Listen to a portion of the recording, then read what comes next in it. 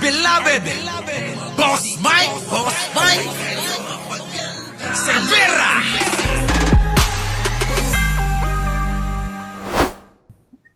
Na pinangarap mo at matagal mong pinagdasal upang makuha ito at mapagtagumpayan, iiwanan mo na lang? Trending nga ngayon yung mga DepEd teachers na nagre-resign. Nakikita ko nga ito sa lahat ng mga social media platforms at marami na nga silang nag-resign at marami rin gustong mag-resign na sa DepEd. Ako bilang part ng DepEd, syempre ang una kong mararamdaman dyan ay nakakalungkot, hindi ba? Na para bang gusto ko na ring mag-resign. Parang nakakaengganyo kasi yung mga post nila na malungkot sila, naubos na sila, napagod na sila, na burnout na sila. Gusto na nilang Wait lang, te. Bakit? Bakit na burnout sila? Bakit nyo pinili yung ganyang profession kasi? Bakit kayo pumasok sa ganyang larangan kung hindi nyo naman pala kakayanin? Dapat umpisa pa lang, alam nyo na stressful, alam nyo na mahirap magturo, alam nyo na dapat ay mag-adjust kayo sa mga bata, na dapat ay mahaba ang pasensya nyo sa mga estudyante. Hindi naman namin sinasabi na dapat ay yung pasensya nyo ay dapat hanggang sa dulo, kundi magbigay kayo ng pasensya na hangganan ninyo. Pero kung ang mangyayari ngayon isusumbat ninyo dahil kanyo na-stress na, burnout na, putang ina nyo, kasalanan ba namin yan? Ina nyo? Tao pa mo ha! Diba? Kasalanan ba namin yan? Kasalanan ba natin yan, mga kababayan? Ngayon, mga kababayan, napakaraming nakapilang mga teacher. Di mag-resign kayo. Reklamo kayo ng reklamo pero nananatili naman kayong nandyan. Diba? Diba, mga kababayan, reklamo sila ng reklamo, nananatili naman silang nandyan. Alam nyo, ayan, tingnan nyo alam nyo, teaching is not just a profession. It is, vocation no? Kita nyo, no? Alam nyo kasi yan, ano yan mga kababayan? Passion. Parang ako, mga kababayan, Hindi naman ako biglang ginusto ko yung pagiging hairstylist ko Hindi Bigla na lang dumating yung mga gusto ko pala pwede kong i-convert sa pagiging hairstylist. Kasi pangarap ko talaga, mga kababayan, maging passion na interior architect, interior designer, ganyan. Gusto ko talaga yun. Mag-design, mag-arte-arte ng mga loob ng bahay, ganyan. Mga kababayan, dinala po ako Oy, thank you, bro. Dinala ako sa paggugupit at pagdidisenyo ng buhok na yung aking talento sa art na i-apply ko sa buhok. Nakuha nyo? At doon, mga kababayan, niyakap ko yun bakit? Nagre-reklamo ba ako na yung mga customer maaarte, marereklamo, ganon? Walang ganon. Wala kaming karapatan na magreklamo ng ganon. Di ba, mga kababayan? Once na pumasok ka na sa iyong pinili na industriya, alam mo na dapat yung mga consequence. Kung ano yung mga advantage at saka disadvantage. Hindi pwedeng lagi na lang yung advantage ang iniisip mo at hindi mo naiisipin yung mga bagay na maaaring hindi pabor sa'yo. Ganun naman lahat, di ba? Lahat ng trabaho natin ganun. Pinakamabababa sa janitor hanggang sa pinakamataas, presidente ng kumpanya, merong advantage at saka disadvantage yan. Baka akala nyo, Bigyan ko kayo ng example. Yung janitor, ang gagawin lang nun tuwing umaga, 8 oras papasok. Maglilinis, magwawalis, magpupunas. Tama? Pagkatapos nun, mga kababayan, ililigpit na yung mga gamit, uuwi na. Tapos na. Yung presidente, baka akala nyo ganun-ganun lang yon. Dahil hindi siya nagwawalis, hindi siya nagpupunas, hindi naglilinis. Mga kababayan, yung presidente ng kumpanya naiiwan pa sa opisina. Nandudun pa, sub-sub pa rin. Yung mukha niya sa table niya at sa computer niya, kakagawa pa rin ng paraan. Kung paano itong mga trabaho dahil hindi niya matapos-tapos. Hindi pa yun. Overtime na sa opisina, pag uwi ng bahay, overtime pa rin yan. Nag-iisip pa rin yan. Isip pa rin. Trabaho pa rin. Nakita niyo yung pagkakaiba? Kaya itong mga putang inan to, reklamo ng reklamo sa profesyon nila, mga bobo ito. Ito yung mga totoong mga mangmang, ganyan, tanga, lahat na. Kaya alam nyo mga kababayan ko, pag pinili nyo na ang isang profesyon, yakapin nyo, mahalin nyo. Mahalin nyo, walang dapat na pagsisisi, walang dapat na manisi. Ganon mga kababayan Kasi walang trabaho. Nasasabihin nyo dapat pabor lang lagi sa inyo. Walang ganon. Di po ba? Dito nga lang mga kababayan, example na naman, sa pagbablog natin. Mga kababayan ano ang advantage at disadvantage? Di ba? Ang advantage, una, merong kita. May sweldo si YouTube. Ikalawa, marami kang makikilalang mga taong kaparehas ng opinion mo. Ano yung disadvantage? Marami ding mga kokontra sa mga opinion mo. Maraming mga basher, maraming mga bobot tanga, ganon. Tama. Normal yun kung ang iisipin ko lang, laging, dapat pabor ka lang lagi sa akin, ganon. Dapat, kayo lang, lahat ng mga pabor lang, ganon, dito lang. Hindi nyo maiiwasan yun. Sabi ko nga sa inyo, makinig ka teacher. Teacher ba to? Kayo, mga putang ina nyo mga teacher kayo. Hindi ka kasali doon Teresita Tan, nililiwanag ko. Ang tinutukoy ko, liliwanagin ko, yung mga bida-bida, yung mga hindi makaunawa sa sinabi ni Yussi Claire Castro, Kahit anong buti ng isang tao, kahit ikaw na ay magpakabanal, marami pa rin ang titingin sa iyo na ikaw ay masama. Halimbawa, di ba nga ilang beses ko na itong sinasabi? Si Jesus Christ nga, nangaral na, nagpakita na ng mga himala. Di ba? Bumuhay na ng patay, nagpagaling na ng mga may sakit,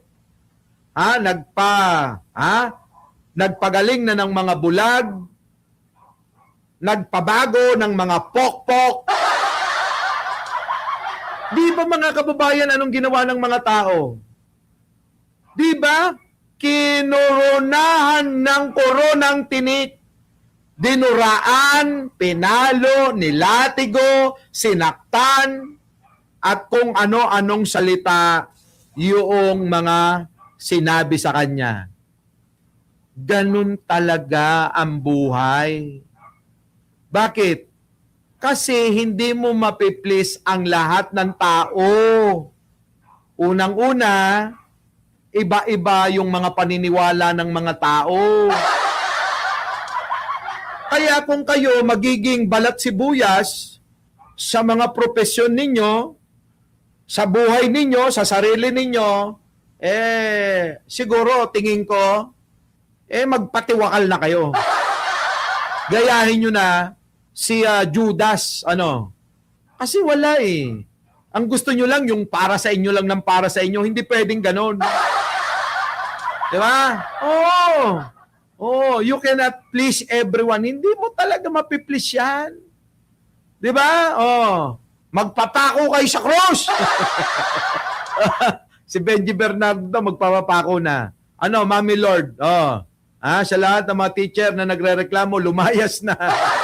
Oh, ito. Yung mga sarili nila, uunahin nila yung mental health at physical health nila. Whatever the reason bakit sila nag-resign, lahat yan ay valid. Heto lang ang masasabi ko. Wala naman nagsasabing hindi valid. Choice nyo yan. Tama. Oy ate, lahat ng mga nangyayari sa buhay natin, choice natin yan. Kung manatili ka, choice mo yan. Kung umalis ka, choice mo rin yan. Parang kasalanan pa natin no? Lahat yan choice natin. O kung manatili ka sa babaero mong asawa, choice mo yan. Huwag ka na magreklamo, chinoice mo yan di ba? Pinili mo yan halimbawa, pinili mo, alam mo ng babaero yung asawa mo. Nananatili ka pa rin dyan. Choice mo yan. Kung ikaw naman ay umalis, valid yun. Bakit? I-choice mo rin yun pinagsasabi ni ate, Bilang 14 years na rin sa DepEd. Ay, wala kaming pakialam. Kita mo, 14 years ka na pala. Nakita mo, Trixie Villa, belated happy birthday. Tingnan nyo 14 years na ako sa DepEd, choice mo yun. Una pa lang, nanatili ka na dyan, 14 years ka na dyan, choice mo na yan. Ay, nako, ewan ko sa mga ito. Ito ang gusto ko. Kung meron naman nung mga ganyan, meron naman ganito. Ano ngayon? React kayo kasi ng react. Hindi nyo man lang inintindi ng maayos yung context. Sinabi ng Ticler. Ang sabi ng Ticler, yung ibang mga guro. Nga. Hindi niya nilalahat. Nga. Mahirap bang intindihin yun? Yung ibang mga guro, hindi niya nilalahat. Mahirap bang unawain yun, mga kababayan? Tapos ang daming nag-react. Ang daming nasaktan. Ayan tuloy. Nabubuko na maraming mga teacher ang may poor comprehension. Sos Mariosep. TikTok kayo kasi ng TikTok. Mio Marimar. Kita nyo? May punto si ate, di ba mga kababayan? May punto. Isa pa ate. Isa pa. Pakinggan nyo. Ano ngayon? React kayo kasi ng react. Hindi nyo man lang inintindi ng maayos yung context. Sinabi ng Ticler. Nga. Ang sabi ng Ticler, yung ibang mga guro. Correct. Hindi niya nilalahat. Nga. Tapos ang daming nag-react. Ang daming nasaktan. Ayan tuloy. Nabubuko na maraming mga teacher ang may poor comprehension. Poor daw, poor comprehension. Mahina mga kababayan umunawa. Poor comprehension. Ay di ba totoo? Ayan, nabuko tuloy na mahihinang umunawa yung maraming mga teacher na mga nagrereklamo dyan. Hindi na lang kayo nag-TikTok na lang. Ano, mga kababayan, Sos Mariosep. TikTok kayo kasi ng TikTok. Mio Marimar. Di ba? Sample natin. Sayaw, nene. Pa ba ang pwede kong gawin? Yan! Yan, ganito dapat, ganito. Yari kayo kay Miss Tapia, Ganito dapat, Ayan, mga kababayan, Upang maakit siya. Grabe, mga kababayan. Yung mga teacher ganito, good vibes. Di ba? Kahit araw-araw kayo magagaganito. Basta tuloy-tuloy lang ang trabaho. At huwag kayong magpapabengbang sa mga estudyante nyo.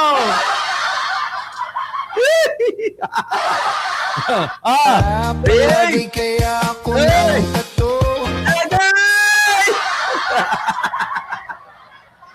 Lamig kayo ba? Di ba? Ganito dapat, matutuwa pa kami sa inyo. Di ba, no? Teacher, lagi kang gaganyan-ganyan, ha? Di ba, no? Darling Angela, no? Di ba? Giovanni, Domingo. Ganito dapat. Idol ko si Chiquito. Mag-aaral na uli, Magpatubo ng balbasang Gaya. Uy, nako. Grabe kayo. Grabe talaga, no? Mga kababayan, Palaki ng muscles. Ito pa. Meron pa. Wait lang. Meron pa tayo. Baka kala nyo, ha?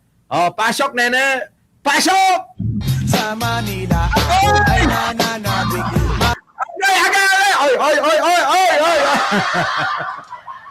Oy! Grabe si ma'am. Teresita, tan gumaganito ka ba? Tanungin nyo nga si, Teresita, tan yung gumaganito. Ito, kung ganito lang ba ginagawa nyo, matutuwa kami sa inyo. Di ba? Sabihin mo kay tatay, sabayan niya. Kung ganito sana yung mga teacher natin, abay, walang problema. Oo, gano'n. Eto na. Baliw ako sa kanya mahalik. Pagka ganito, ewan ko na lang. Baka yung mga estudyante ni ma'am na mga lalaki ay hindi na umalis.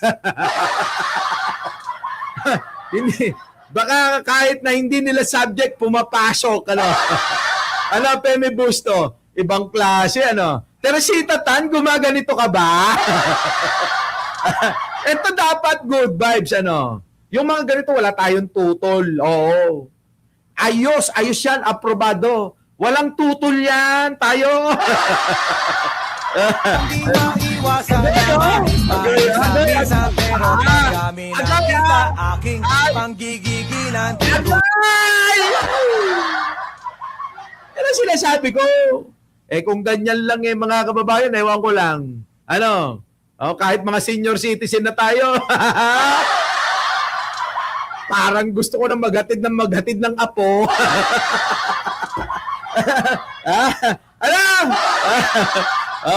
Hindi, dapat, kahit hindi kayo kahit ropor kayo, dapat doon kayo sa harapan,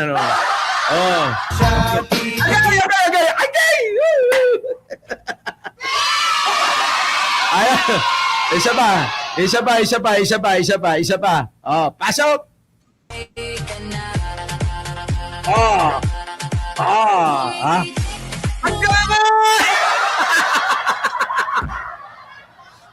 Nako, mga alam nyo, Filipino subject, at social studies, mayroon pa ba?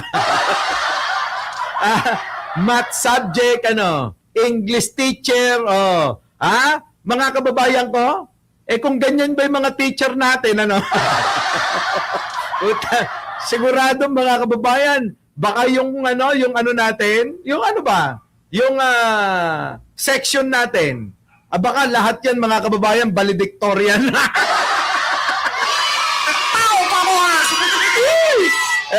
Sino ba naman ang hindi gaganahang pumasok? Ay nako, wag lang akong gagawing DepEd secretary. Kailangan ng requirements, magaling mag-TikTok. At kailangan ganito.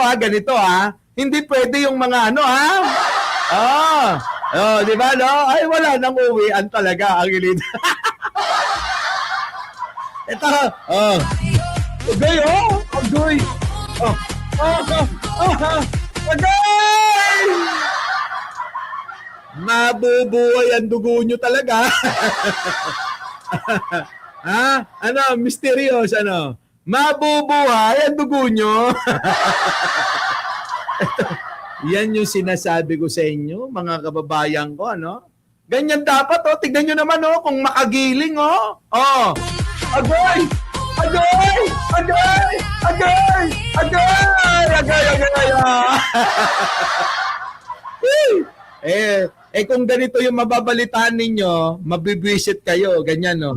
From the Bacoor National High, 7 teachers from the Bacoor National High School could face dismissal for the sexual harassment of students. Kita nyo, mga kababayan ko, sexual harassment na naman ng mga estudyante nila. Pagka ganito, umiinit yung ulo ko. Ayan o, si teacher o. Teresita Tan, no? Boss Mike, math teacher ako, paano kaya? Paano ko kaya isasayaw ang numbers? Ha? Baka iwan ako ng mga student.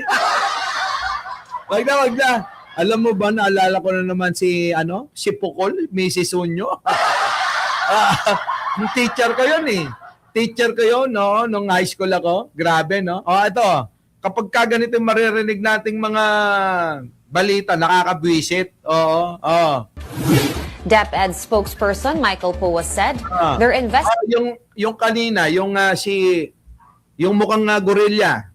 Di ba sabi niya, ngayon lang daw nangyayari, sa panahon ni Pangulong Bongbong, yung mga ganitong mga siste. Tignan nyo nga mga kababayan, panahon po ito, no? Si Sara Duterte ang DepEd Secretary. Si Sara Duterte ang DepEd Secretary, pero tignan ninyo mga kababayan, 7 mga kababayan ang hinaras. Oo. Sexual harassment. Oo. Investigation into the sexual abuse allegation is already underway. Yan. POA is also urging other victims to come forward and file their affidavits. Kita nyo mga kababayan, grabe. Kaya alam nyo, mas okay talaga yung mga ganito Yan. Igiling mo, ma'am. Igiling mo. Igiling mo. Igiling mo.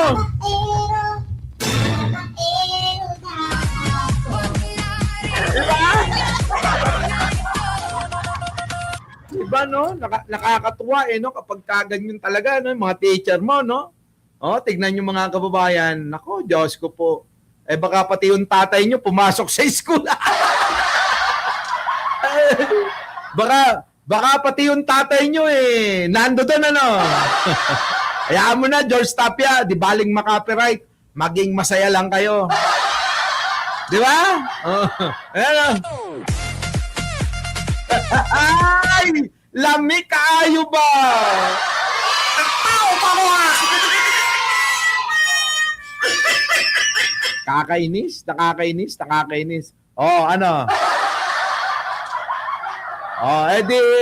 Dito muna nagtatapos yung ating kwentuhan, itutuloy ko lang muna yung tulog ko, babalik tayo maya-maya. Babalik tayo maya-maya. Bago tayo mag-iwa-iwalay, huwag niyong kalimutang mag-like, pwede ba? Alam ko naman naging masaya kayo. Muli mga kababayan, Kerber, Junjun, ako, Diyos ko. Mapapano na lang kayo. Sa mga, di ba? Sek Anggara, mga teacher mo, ganda sa TikTok. Ibang klase, kamukha ng asawa mo. Anyways, mga kababayan, maraming salamat at kita-kita po tayo mamaya. Opo. Our beloved Boss Mike Cervera.